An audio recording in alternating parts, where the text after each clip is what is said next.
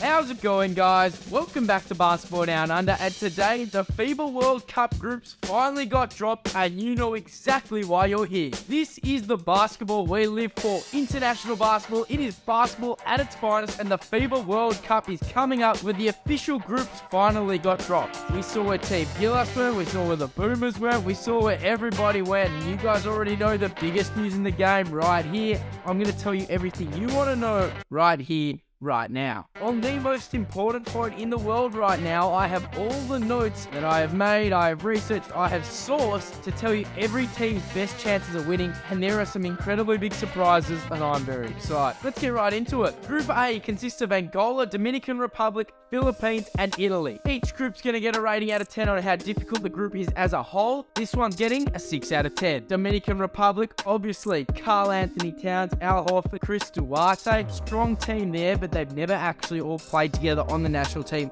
at the same time. Philippines, you already know, our boy Sotto, JC, White Ramos, and Carlos Tamoya. Obviously a very, very strong lineup. It's their hometown. The games are played in their home city in Manila. The team has played together for many, many years. They're building that chemistry, they're building that connection. Obviously a favourite coming out of that group. And rounding off Group A with Italy, Danilo Gallinari, Nico Mannion, and Marco Bellinelli. Who knew he was still playing? So, coming out of Group A, who do I think? Guarantee Philippines in their home country with the chemistry, with the connections, led by our big man Kai Sotto. I see them coming out along with Italy. Dominican Republic, I just don't think they're going to have the star power. I don't think they're going to have all the players playing. Disclaimer as well, we do not know exactly which players will be playing. Like, we don't know if the USA is going to have LeBron. Unlikely. But we're going off the most accurate predictions of who's going to play. Like, Australia's not having Ben Simmons either. So moving on to Group B, we got South Sudan, Serbia, China, and Puerto Rico. Rule out two teams that aren't going to do much. China and Puerto Rico, unfortunately, not the strongest teams of the lot. Group B, I'm going to give about a 4 out of 10 out of the difficulty in that group. And we're going to see South Sudan come out and Serbia. Serbia, obviously led by the two-time MVP Nikola Jokic, Milos Teodosic, and Bogdan Bogdanovic. Very solid lineup. I don't know if Nikola's going to play though. We'll have to see. Then South Sudan, I'm telling you, are going to be one of the smokiest teams coming out of the competition. No one's going to expect them to do well, but with their length, athleticism, and their will to win, going to be a team you're going to have to watch out for. Group C, getting about a 7 out of 10 as well for difficulty. We've got the US,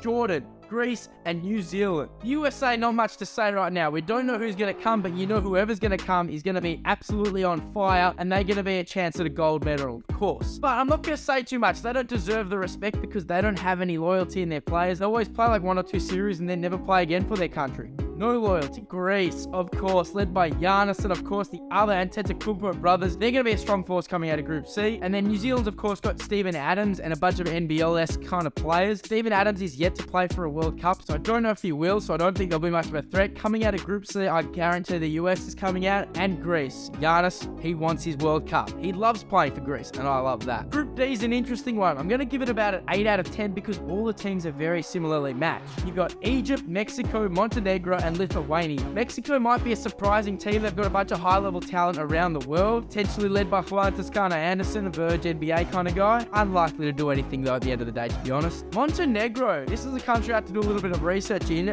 Nikola Vucevic and Nikola Mirotic. 2 solid NBA players at a point in time. Vucevic still playing very well, being injured, though. And Mirotic, he was good in Chicago and then moved to EuroLeague. High-level guys, both getting old. Don't know if they'll represent their country. And Lithuania, led by Domantas Sabonis, Jonas Valanciunas. Very solid lineup. I like the way they look. Big, strong boys come from Lithuania. Coming out of Group D, I'm guessing Mexico and Lithuania. We move on to Group E with my boys from Australia coming in the hardest pool, and that's not biased. Group E, Germany, Finland, Australia, and Japan. Japan's obviously the host country. Don't think they're going to do anything, to be honest. They've got Rui Hachimura, Unibaba, and Yuta Watanabe, but I just don't think they're that good. There's something wrong with the front office, and they're just not going to make a push anywhere, to be honest. Then you've got Australia, one of the best camaraderies in all of international sports. Going to be led by Giddy. He's confirmed that he's played. Paddy Mills, who turns into prime Michael Jordan on the World Cup or any international basketball star. Supported by Dante Exum and Joe Ingles. It's looking like a very good squad. Jock Landau rounding out the centre. I'm excited to see what Australia's got to do. Finland, interestingly enough, they've got Lauri Markkanen. He's obviously serving in the army right now, but he turns into a very, very elite player when he is that guy. He might be able to push Finland further than we think. Germany, Germany, they are going to be tough. Dennis Schroeder, the Wagner brothers, Daniel Theis, and Maxi Kleber. Interesting lineup. Don't know how it'll do past the group stages, but from Group E,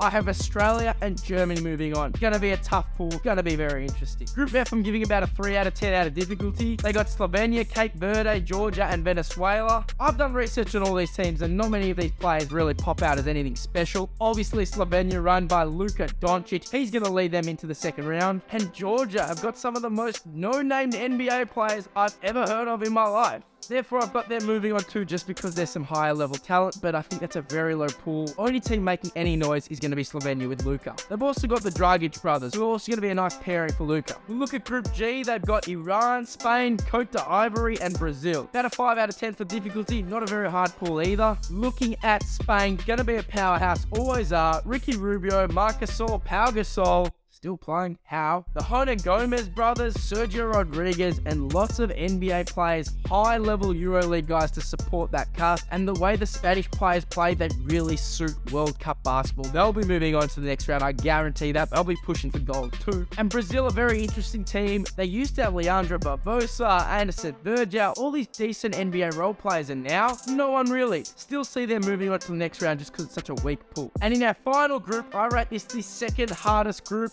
Group H, with Canada, Latvia, Lebanon, and France. I'm giving this one a 9 out of 10 too. Tough pool. Canada, if they can convince Shai Gilgeous-Alexander to play, gonna be so tough, because they got Shai, Wiggins, Jamal Murray, Corey Joseph, RJ Barrett, Kelly Olynyk. That could be a seriously incredible lineup. I just don't know if they're going to be able to get all those players to play. And Latvia, they have all the height in the world. Kristaps Porzingis, Davis Bertans, and Bertans even has a brother. They're going to be really lengthy, really hard to drive in at the rim. Porzingis shooting threes. Could lead the team further than we think too. And of course, France, one of the biggest contenders. They've obviously got Nick Batum, Rudy Gobert, Victor Wembanyama. Do you reckon he'll play? I don't know. Evan Fournier also turned into an elite scorer, and that team obviously has been together for so long, so they've been able to gel and make themselves quite the chemistry. Now, I'm not going into too much detail today on who I think is going to win the gold. That was just a general overview on how your team's going to do. Obviously, I'm rooting for Team Australia, but I also have a very big inclination to go for Team Philippines after Australia. That's definitely my second team. I'm not a guy that believes in second teams, but I love Team Philippines. Kai Sotto, Jordan Clarkson, they're very exciting. The most exciting thing he's going to see is what rosters are going to be put out. Who's going to be on rosters? Which players are going to come? Is there going to be any high-level talent that we're going to be surprised to see come, see not come? All that exciting stuff. I'm so pumped to see where this is going to go. And hey, if you guys know any sponsors looking to sponsor me going to the World Cup, let me know in the comments. Tell them, because I can guarantee them millions of views from the event. And I'm so pumped. I just want someone to sponsor me so I can make it even better. So if you know anyone, let me know. Let them know. Let's get it going. Anyways, guys, thank you so much for watching. Please remember to like, comment, and subscribe. Share this with your friends, and I'll catch you later.